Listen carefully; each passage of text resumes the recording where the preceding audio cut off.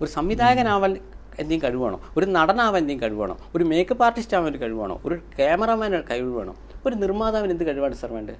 അച്ഛനും അമ്മയെ കൊടുക്കുന്ന കുറച്ച് പൈസ ആയാലും മതി, പ്രത്യേകിച്ച് കഴിവിൻ്റെ ആവശ്യമൊന്നുമില്ലല്ലോ. അപ്പം ഞാൻ പറഞ്ഞു, അങ്ങനെ ചെയ്യുന്നത് കൊണ്ട് എത്രയോ ഒരാളല്ലേ വരുള്ളൂ. എനിക്ക് സന്തോഷം വേണ്ടിയിട്ട് വെറൈറ്റി വേണം. എനിക്ക് ഉദ്ദേശിക്കുന്നത് ഇതാണ്. എന്നിട്ട് ഞാൻ പറഞ്ഞു, ഈ 5 lakhs ഒരു പടം ചെയ്യാം. അപ്പം അതിനൊരു ഇതില്ലേ. പറഞ്ഞു, നിന്നെക്കാട്ട് കഴിവുള്ളവന്മാർക്ക് പറ്റിയിട്ടില്ലടാ, പറ്റും തോന്നില്ല എന്ന് പറഞ്ഞാൽ. അപ്പോൾ എനിക്ക് അവിടെ ഇത് കിട്ടിയില്ല. അച്ഛനെ ആ രീതിയിൽ കോൺഫിഡൻസ് ഇല്ല. പിന്നെ പൈസ അല്ല ഇവിടുത്തെ വിഷയം. ഒരു നടനോ അല്ലെങ്കിൽ ഒരു ഗായകനോ മാത്രമേ ജനങ്ങൾ കൂടുതൽ ഐഡൻറ്റിഫൈ ചെയ്യുള്ളൂ.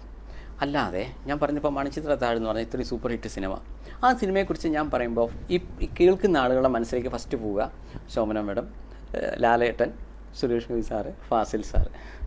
അതൊരു സ്ക്രിപ്റ്റ് എഴുതിയ മധുമുട്ടത്തിൻ്റെ പേര് ഇപ്പോൾ എത്ര ആൾ ഓർത്തിട്ടുണ്ടോ സാർ? ഞാൻ പറഞ്ഞ് തെറ്റുണ്ടോ? അപ്പോൾ അതിൻ്റെ പുറകിൽ നിൽക്കുന്ന പല സോങ് എടുത്തു കഴിഞ്ഞാൽ ആ ഗായകനെക്കുറിച്ച് മാക്സിമം മ്യൂസിക് ഡയറക്ടർ, അത് എഴുതിയ ആളെക്കുറിച്ച് നമുക്ക് എത്ര പേർക്ക് അറിയാം. അപ്പോൾ എനിക്ക് മനസ്സിലായി, ജനങ്ങളെ മുന്നിൽ കിട്ടണമെങ്കിൽ എന്താണ്, ഒരു പാട്ടാണെങ്കിൽ എൻ്റെ ഗായകനാവണം. നിങ്ങൾക്ക് നാട്ടുകാരറിയലാണ് ഉദ്ദേശിക്കുന്നത്. എൻ്റെ പ്രധാന പ്രശ്നം അതായിരുന്നു.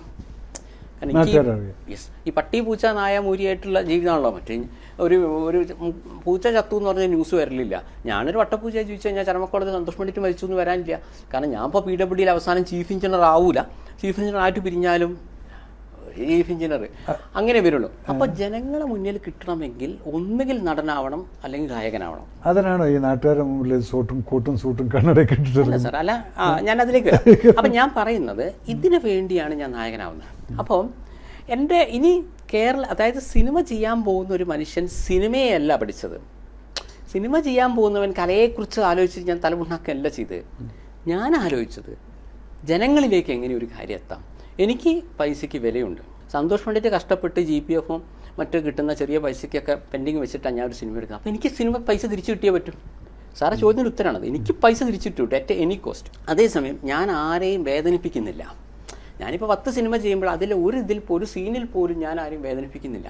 ഇപ്പം തന്നെ മലയാള സിനിമയിൽ എന്തൊക്കെയോ തട്ടിപ്പായാലും വെട്ടിപ്പായാലും ഇതൊന്നും ഞാൻ എൻ്റെ ഒരു സിനിമയിലും പറഞ്ഞിട്ടില്ല. സാറ് പറഞ്ഞില്ലേ, നിങ്ങളുടെ സിനിമ കാണുമ്പോൾ നിലവാരത്തെക്കുറിച്ച്. സാർ അങ്ങനെ ചോദിക്കുകയാണെങ്കിൽ മലയാള സിനിമയിൽ എത്രയോ നടന്മാരെ അറസ്റ്റ് ചെയ്തിട്ടുണ്ട്, അപ്പോൾ എന്തെല്ലാം തട്ടിപ്പും വെട്ടിപ്പും കാണിക്കുന്നുണ്ട്. ഇപ്പം നിങ്ങൾക്ക് മാനക്കേട് ഉണ്ടായില്ലേ സാർ? സന്തോഷ് പണ്ഡിറ്റിനേക്കാൾ മാനക്കേട് അപ്പോഴാണ് നിങ്ങൾക്ക് ഉണ്ടായത്. അറ്റ്ലീസ്റ്റ് സന്തോഷ് പണ്ഡിറ്റ് സ്വന്തം സിനിമ ചെയ്യുന്നു, ഇത്രയേ വന്നിട്ടുള്ളൂ. സന്തോഷ് പണ്ഡിറ്റ് എന്തോ വലിയ ഭീകരമായ കാര്യം ചെയ്തു എന്ന് പറഞ്ഞാൽ ഉത്തരം. അപ്പോൾ എനിക്ക് മനസ്സിലായി, ഈ സന്തോഷ് പണ്ഡിറ്റിൻ്റെ ഈ മുഖവും വെച്ച് ഇവിടെ ആരെ അക്സെപ്റ്റ് ചെയ്യുന്നത് എനിക്ക് ഉറപ്പാണ്. എങ്കിലും ഒരു ഗെയിം കളിച്ചു നോക്കാം. സാർ ഒന്ന് കംപ്ലീറ്റ് സാർ ഇതൊന്ന് കംപ്ലീറ്റ് ചെയ്യട്ടെ. അല്ല, ഞാൻ എങ്ങനെ അതിലേക്ക് എത്തി എന്നുള്ളതിന് സാറിന് മറുപടി വരുന്നത്. അപ്പോൾ ഞാൻ വിചാരിച്ചു, ഇനി മലയാളികളുടെ തലച്ചോറിനൊന്ന് സ്കാൻ ചെയ്ത് നോക്കി, എന്താണ് ഇവരെന്താ ഉദ്ദേശിക്കുന്നത്. ശരി, എനിക്ക് മനസ്സിലായി, ഞാനൊരു സിനിമ എടുക്കാൻ വരുമ്പോൾ എന്ത് വേണം, ഇതിനെക്കുറിച്ചൊരു അഭിപ്രായം ജനങ്ങളെ കൊണ്ട് പറയിപ്പിച്ചേ പറ്റൂ.